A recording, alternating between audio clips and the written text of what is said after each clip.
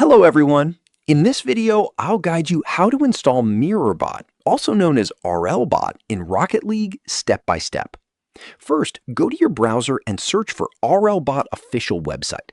Then download the RLBot pack from there. Once the download is complete, extract the files to a folder on your PC. Next, make sure Rocket League is already installed and updated on your system. Now open the extracted RLBot folder and run the RLBot GUI application. When it launches, it may ask you to locate your Rocket League directory, so select the correct folder. After that, you'll see different bot options available, including MirrorBot or similar plugins depending on the pack. Choose the bot you want, then click Start Match to launch Rocket League through RLBot. The game will open in a custom match with the bot active. Remember, this only works offline or in private matches, not in online ranked games. Subscribe to the channel for more videos.